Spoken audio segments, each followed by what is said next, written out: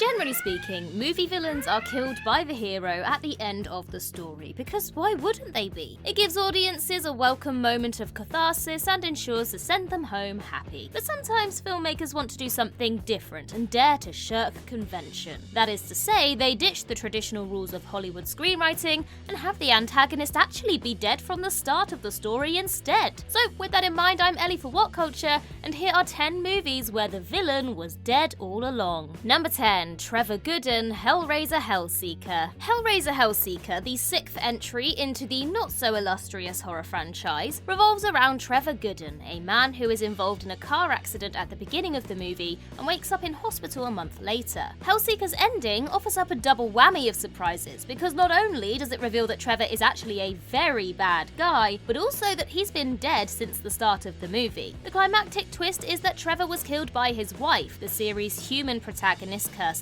Cotton, who shot him while he was driving and made it look like a suicide in revenge for him cheating on and plotting to kill her. Trevor's distorted grasp on reality throughout the film has actually been a result of him residing in hell, where he's been forced to pore back over his sinful past. At the end, his soul becomes the property of Pinhead, while Kirsty scores a clean getaway. Couldn't have happened to a nicer guy. Number 9. Luke Enright, Children of the Corn 5, Fields of Terror. Yet another thoroughly naff horror sequel with a dead all-along villain. In Children of the Corn 5, Fields of Terror, the primary antagonist appears to be Luke Enright, a local maniac and the human leader of the cult which worships the demonic entity known as He Who Walks Behind the Rose. But near the end of the movie, one of the cult's children, Ezekiel, drops the big reveal that Luke has actually been dead for many years. More to the point, he announces that he himself has been the secret real leader of the cult all along, just as Luke's physical form burns away. It's a relatively smart gambit on Ezekiel's part,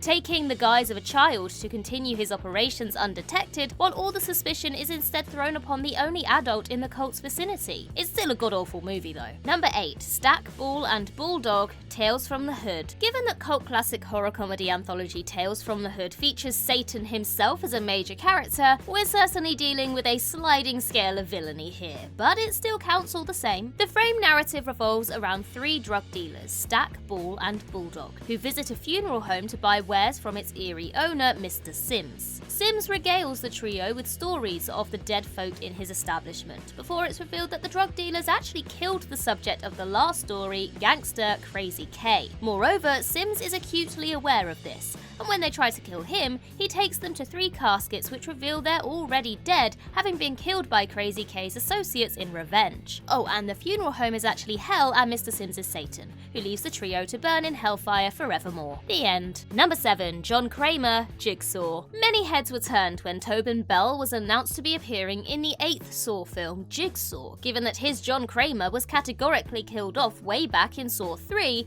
and everything pointed to Jigsaw being a direct follow-up to the previous movie Saw 3D, the final chapter. Lo and behold, midway through Jigsaw, Kramer inexplicably resurfaces to continue torturing those who don't appreciate life, leaving the audience to consider how the hell the man who we saw get literally autopsied in forensic detail in Saw 4 can be standing before them. A miraculous cancer treatment was clearly out the window then, but what about a twin brother? It would have been dumb as all hell, but 8 movies deep into any franchise? An amusingly absurd concoction to keep the gravy train running. But no, Jigsaw's big twist is at least a good deal more sensible than that, revealing that the film's central game actually took place a decade in the past, making much of Jigsaw a prequel to the original Saw movie. Yet the other main plot following pathologist Logan is indeed taking place in the present, with Logan revealed to be a secret Jigsaw apprentice who survived the original game and has been running around recreating those games from 10 years prior. As flawed as Jigsaw is, it at least managed to almost convince us that John Kramer was still alive somehow, only to pull another time-fudging plot twist out of its back pocket. Number 6. Sarah, Hell House LLC. Found footage film Hell House LLC offers up an interesting example of this, given that the villain in question was originally a victim herself. The film follows a documentary crew investigating the aftermath of a malfunctioned Halloween haunted house attraction,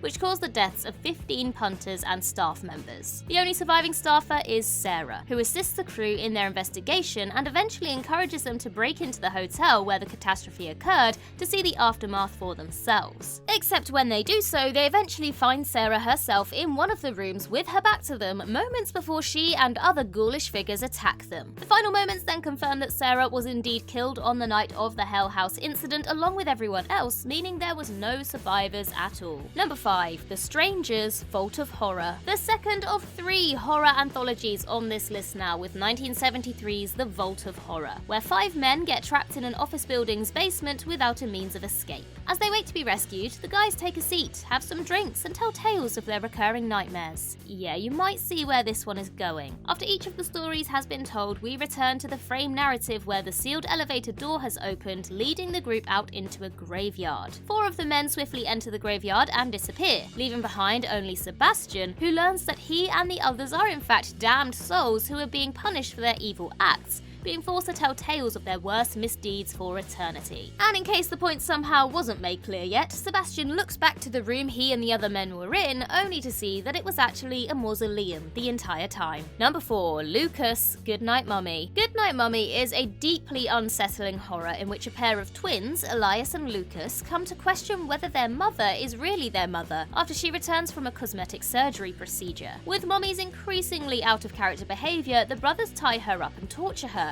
in an attempt to get a confession, and even booby-trap the house to prevent her escaping. Elias resorts to setting the house on fire in an attempt to get to the truth, at which point it's revealed that Lucas has actually been dead the entire time, having perished in a drowning accident while playing with Elias before the events of the movie. So while Lucas technically can't be a villain of the movie because he's a mere hallucination in Elias's mind and no longer exists in reality, as Elias experiences things, Lucas is right there alongside him and helps him burn the house down, killing their mother, and most likely Elias also in the process. Number 3. Scarlet and Chad, Farmhouse. The protagonists of Farmhouse are a married couple, Scarlet and Chad, who moved to Seattle after the death of their infant son. While driving one night, Chad falls asleep and crashes their car, leaving them stranded in the sticks with nothing but a nearby farmhouse for sanctuary. The owners of said farmhouse, Sam and Lilith, invite them to stay for the night, but swiftly turn violent with plans to torture and kill them. Scarlet and Chad do eventually overcome their assailants and flee the farmhouse, only to somehow end up back there where they're met by an inexplicably still alive Sam and Lilith,